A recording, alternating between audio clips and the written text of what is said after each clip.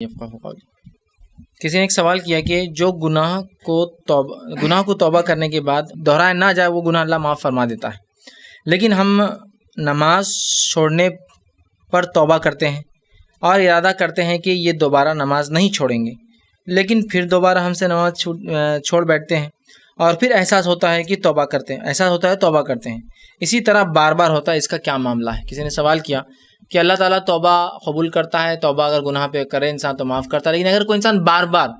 لگاتار ایسا کوئی گناہ کر رہا ہے پھر توبہ کر رہا ہے اور وہی گناہ بار بار دہرا، اس کا کیا ہے؟ دیکھیے، اگر ایک انسان سے ایک ہی گناہ بھی اگر بار بار ہو تب بھی وہ بار بار اپنے رب سے معافی مانگے، کبھی اپنے رب کی رحمت سے نا امید نہ ہو،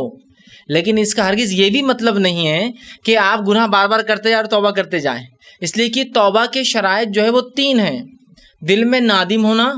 گناہ سے توبہ کرنا، پھر اس گناہ کی طرف دوبارہ نہ لوٹنا۔ یہ سچی توبہ، توبۃ النصوحہ کی شرائط ہے۔ سچی توبہ اسی انسان کی ہوتی ہے جو نادم ہو کر توبہ کر کے پھر گناہ نہیں کرتا ہے، لیکن ایسا ہو رہا ہے کہ توبہ کرنے کے بعد بھی گناہ ہو رہا ہے، تو میں کہوں گا پہلی توبہ سچی نہیں تھی، لہٰذا پھر توبہ کیا جائے۔ اللہ تعالیٰ بار بار توبہ قبول کریں گا، انشاءاللہ ضرور کریں گا، اس لیے کہ اللہ کے رسول صلی اللہ علیہ وسلم فرماتے ہیں، ایک حدیث میں جامع ترمذی کی روایت ہے کہ میرا بندہ مجھ سے گناہ کر کے توبہ کرتا ہے اور میں اس کو معاف کرتا ہوں، اس لیے کہ وہ جانتا ہے کہ ایک رب، اس کا ایک رب ہے جو توبہ اور گناہوں کو معاف کرتا ہے، لہٰذا میں اس کو معاف کرتا ہوں۔ پھر میرا بندہ کو گناہ کرتا ہے، پھر مجھ سے توبہ کرتا ہے، اس لیے کہ وہ جانتا ہے اس کا ایک رب ہے اور وہ گناہوں کو معاف کرتا ہے، تو میں اس کی توبہ کو معاف کرتا ہوں، لیکن شرط ہے کہ وہ بندہ میرے ساتھ شرک نہ کرے۔ ایسے الفاظ آتے ہیں، تو یہاں پتہ چلا کہ بندے سے گناہ ہوتے ہیں اور وہ توبہ کرتا ہے، لیکن اس حدیث میں یہ نہیں ہے کہ ایک بندہ وہی بار بار گناہ کر رہا ہے، لیکن ہم جانتے ہیں اگر ایک انسان سے بار بار بھی گناہ ہو رہا ہے اور ایک ہی گناہ ہو رہا ہے تو اس کی دلیل یہ ہے کہ پہلی توبہ اس کی سچی نہیں تھی، اس لیے اس نے وہ دو گناہ کو پھر کیا، لہٰذا لیکن اب چونکہ وہ گناہ پھر ہو گیا، توبہ تو ابھی کرنا ہی ہے اس سے، پھر وہ توبہ کرے گا، کوشش کرے کہ سچی توبہ کرے۔ اور نماز ایک ایسی چیز ہے جس کی بڑی اہمیت ہے، اس کو بلا وجہ چھوڑنا بہت سنگین جرم ہے۔ یہ کفر اور نفاق کے بیچ اور ایمان کے بیچ کا فرق ہے،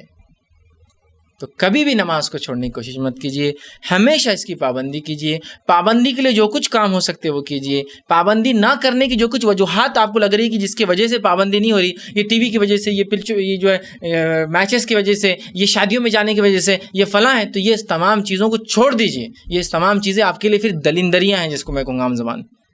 دلندر سمجھتے ہیں، اردو زبان کا لفظ ہے کہ یہ منحوس ہے، نحوست والی چیز ہے آپ کے لیے، ہے نا۔ اور بہت سی بار ہوتا ہے، میں دیکھتا ہوں لوگ اتنی چھوٹی چھوٹی وجوہات پر نمازیں چھوڑتے ہیں اور بے نمازی بن بیٹھتے ہیں جن کی کوئی وجہ نہیں۔ اللہ رحم کرے، اللہ رحم کرے کہ ایک انسان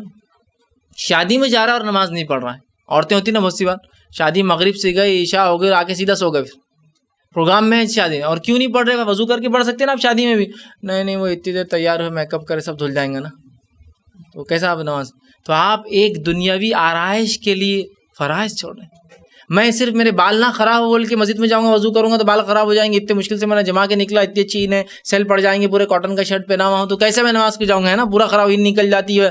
کیا بات ہے کہ آپ صرف جو رب نے آپ کو یہ نعمتیں عطا کی ہے، جن کو آپ پہن کے اکڑ رہے ہیں، ان نعمت دینے والے رب کے تعلق سے آپ کے اس وقت میں اور باقی تمام کام کر رہے ہیں۔ تو جو وجوہات ہیں، ان وجوہات کو سارٹ آؤٹ کیجیے اور ان وجوہات کو نکالنے کی کوشش کیجیے۔ اور میں یہ کہوں گا کہ جو پہلی آپ کی توبہ تھی پھر وہ سچی نہیں تھی، اسی وجہ سے تو آپ نے پھر وہ گناہ کیا، اور جس دن توبۃ النصوحہ آپ کر بیٹھیں گے، مطلب ایسی توبہ جو سچی تھی، تو انشاءاللہ اس کی دلیل یہ رہیں گی اگلی بار انشاءاللہ وہ گناہ آپ سے انشاءاللہ نہیں ہوگا۔ جی۔